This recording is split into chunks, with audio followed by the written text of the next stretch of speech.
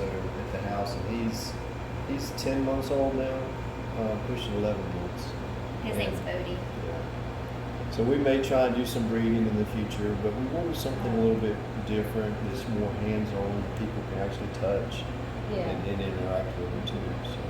Oh, she's so cute. She's a lot more cuddly than the alligators. Yeah. Yeah, they're both sweet. They like attention too.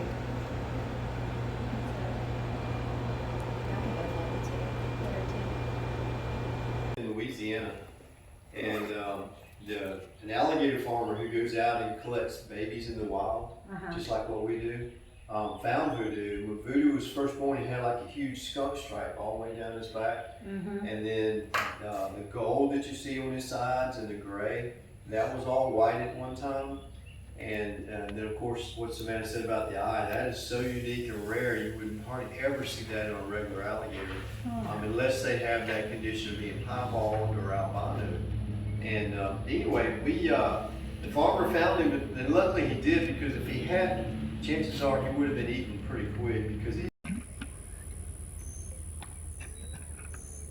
So this is Tank. Tank is 12 foot long, probably weighs about 850 to 900 pounds. But anyway, when hopefully we can get him to come up a little bit closer for you guys so y'all can check him out. But we've had him for many, many years. We've had him over at our breeder pond for a long time, and he's been the daddy of many of our babies we've had from over there. And we brought him back over here about 3 years ago, just so people could see him up close and check him out. And when he comes out of the water, hopefully, y'all check out their teeth. They've got 80 teeth in their head, and they'll go through about 3,000 in their lifetime if they live long enough. This is a tooth that we got off of one of our big ones that had died. Oh my God. But when you're looking at it, from here up it's solid, and here down it's hollow. And what it is, every one of his teeth has actually got another tooth that's actually growing on the inside of it. So when this one breaks off or falls out, the other one is right there in place and pushes on through a little bit and expands a little bit. Growing. Yep, and continues to grow. I can check that out if you want to. But one of the things is, you'll notice when he opens his mouth, the teeth are really not designed for doing a whole lot of chewing. What they're designed for is reaching out and grabbing the prey and pulling them back into the water. Once they have them in the water, then they'll crush them a little bit with those strong jaws and teeth, and then they'll drown it. And what happens is when he's laying in the sun, that sun beats down on it, heats up the scutes, and that in turn heats up the blood vessels, and then that helps warm up the body with the blood. Since they're cold-blooded, they need the sun to get going and get them motivated to want to eat. So the scoots from his head down to his rear legs are made out of that hard bony material, and then the ones from his rear legs and then of his tail, same look and design, but they're made out of a cartilage, and he needs that cartilage tail scooch to help be able to move his tail to propel himself through the water. Yep. But you see what I'm talking about with the teeth. They're really not doing a whole lot. They're not going to do a whole lot of chewing with those teeth. But come on, let's go. Come on. Oh. Come on, I got some more. He says, I really don't want to get out of this cool water. Lazy bum, come on, man. But you know what Savannah was talking to you about, that tail right behind his rear leg, how massive it is. That's a healthy alligator right there for sure. So come on. Come on. Come on, buddy. Come on.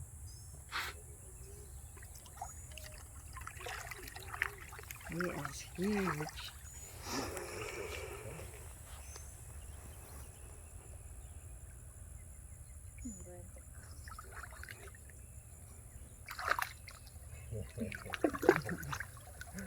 Come on. He's coming. All right, I'll give it to you. Let's get it one more time.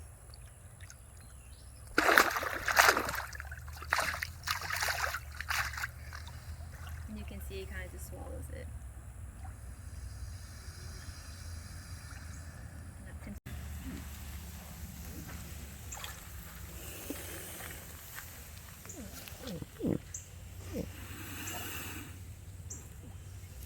So they're called a congregation.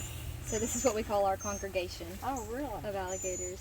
And all these guys are some of our bigger 4-year-olds and 5-year-olds, and so once they reach about this size, we bring them outside just so they can have some sunshine, start moving a little bit more, get a little more active, and then we can start feeding them some raw meat and things like that, and they can start growing. And I don't know where all y'all have been in Panama City, but a lot of the places down there, if they have alligators, so they're from us. So we kind of, Okay.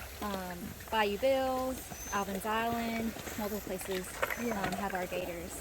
So once they reach the size, we'll bring them down. Then once they get too big, we'll bring them back, give them some more. So we kind of have some contracts with them. If you interact with them all the time. So, well, we got a boyfriend in there in the gator house that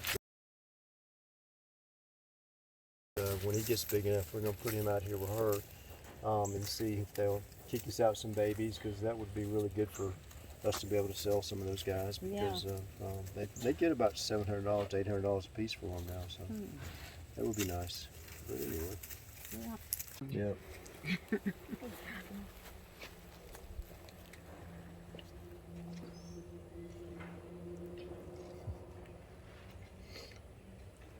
You probably got a pretty good picture right there now. Yes, sir.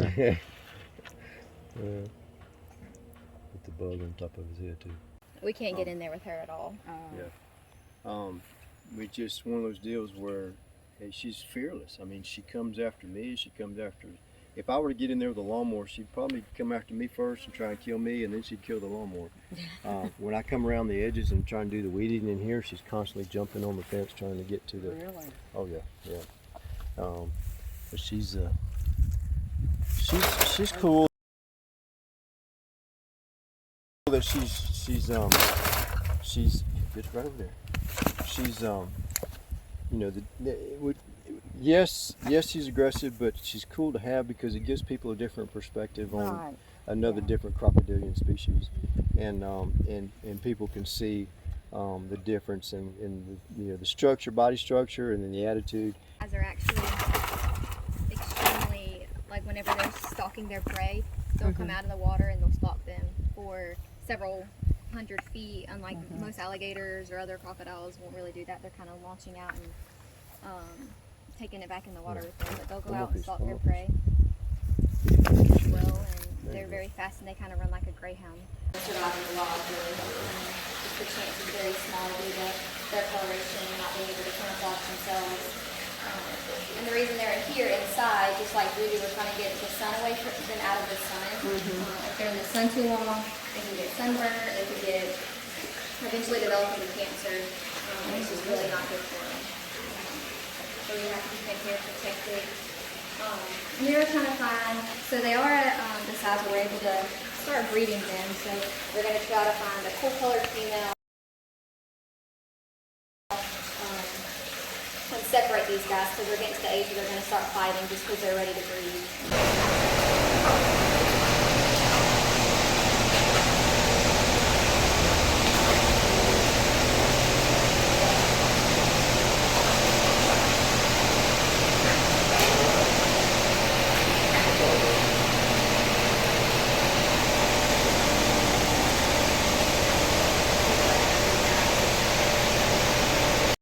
Because I'm going to give you a cup of food and you're going to throw it out here and you're going to throw it all at once just like that. Don't put your hands down, okay? And if you sprinkle them around your boots, they'll start coming up to you too. So all these guys will be 1 in August. So we have them kind of broken up into their different age groups down the hall, you'll see. But if one's growing a lot faster than others and one's growing a lot slower, we'll kind of keep them with the same size.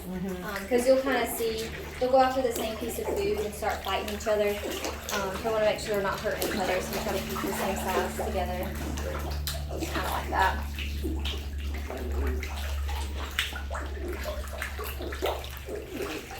You can see this pattern on their back.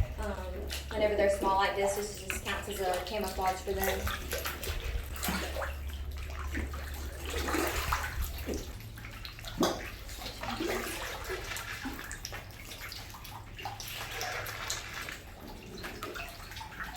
Cool minnows and tadpoles. He'll start to eat it, he'll start making that noise. And that lets the others know, hey, there's food over here. And they'll all migrate over here as well. And then if they're in distress, there's another sound that they make, and it's a higher pitch. Cool. And I that lets appreciate Mom it. know, hey, I'm in trouble. And she's coming to take care of business.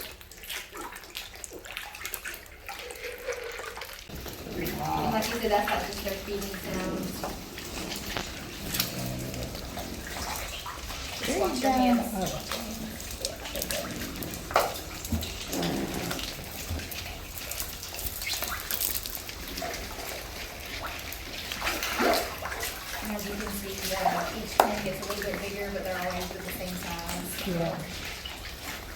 And these are how?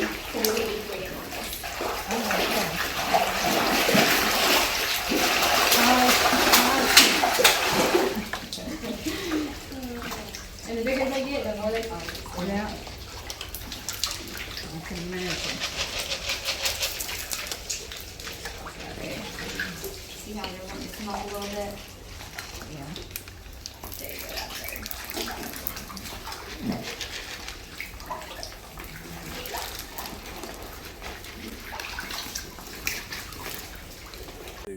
All right, so what you're gonna do is you're gonna kind of grab it. Have you held one before? No. Not a long time before, okay.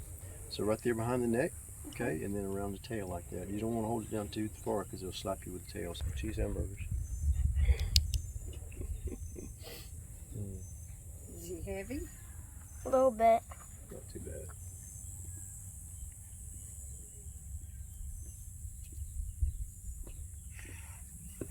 The net's getting on you. A little bit. Let me grab him. The concoction that you can spray on, it kind of keeps the gnats away from your face. Yeah. Just Hold like the tight. one If with you the start boat to out run, there. just hold tighter, okay? Oh, they don't seem to be bothering me too much. There you go. And one of y'all can hold this one too if you want.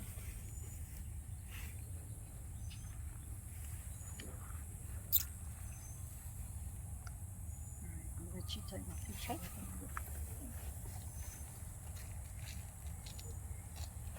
Okay.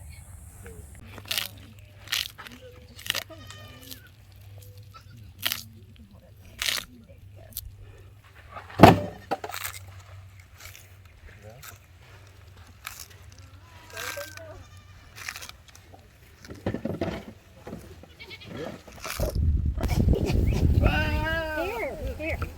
There you go.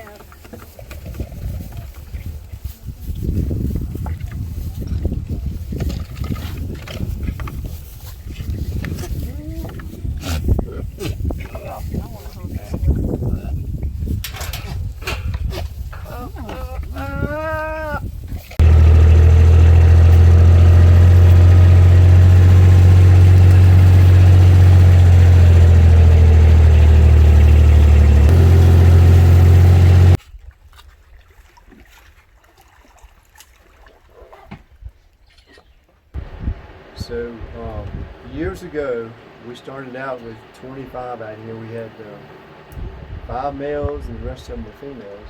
And through the years, we've had some of them that we sold out of here, and then we've had some that have died from fighting.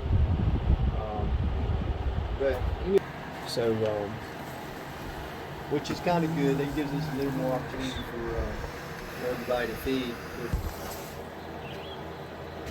This is probably one of the coolest part of our tours. So we're okay because we can get. They just want to be cool. All right. So whoever wants to go first, you're gonna put one of these gloves on your throwing hand, and you going first, Ty? You go first? Oh, doggy, that's right.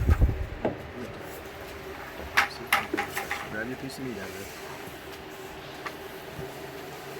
Alright. Throw it right there beside her jaw. Go ahead, throw it through. Grab another piece out of it. Okay, go back on. There you go. Good throw. See, he knows exactly where it's at. When you throw it and it hits the side of his jaw, he knows where it's at. So grab another piece of it. Good, there you go. Good. Throw one more.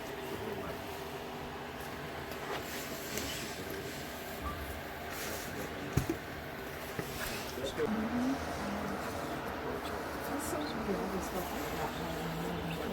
Everybody's water, I already know I'm like, let's go to Gator hunting.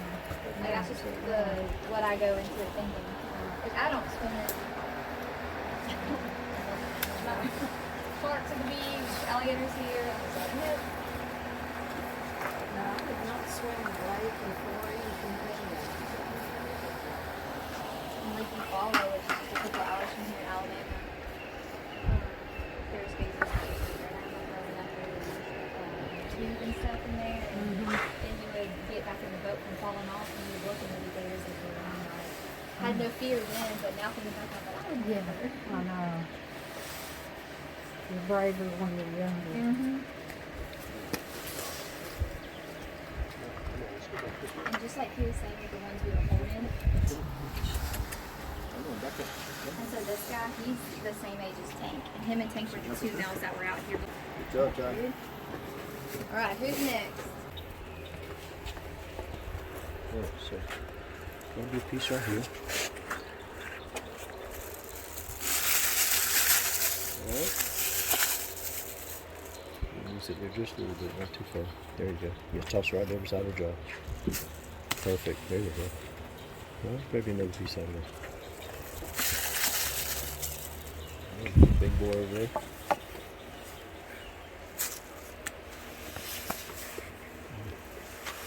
Right there, bud. There you go. Give her one more piece right here.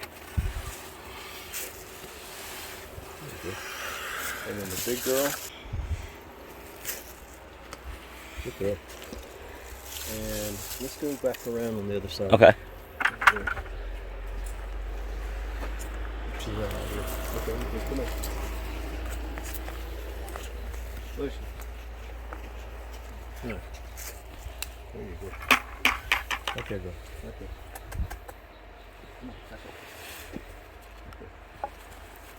Okay. Good. Another piece out here.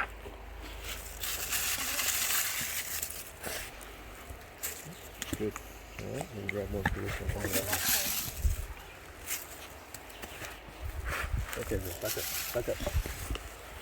Okay. There you go. Yep, see her.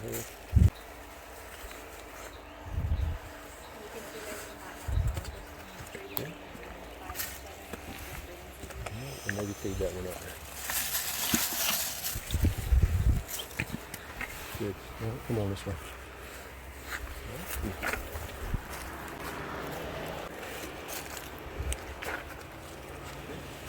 All right, you jump up there and just watch your step. But I say you want to get it closer to you.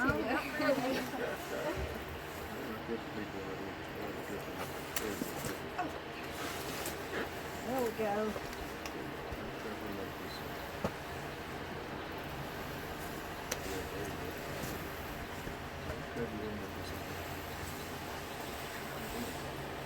Ready?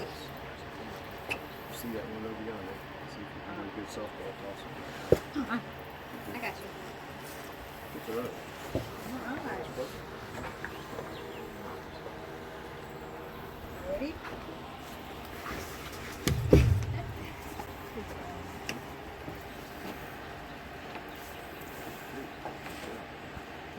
But this year, for some reason, maybe it's because it's so dry, that was part of it. I don't know, but we just have not had the numbers. So, that being said, they have not been able to feed on the birds like they normally do. So they're actually more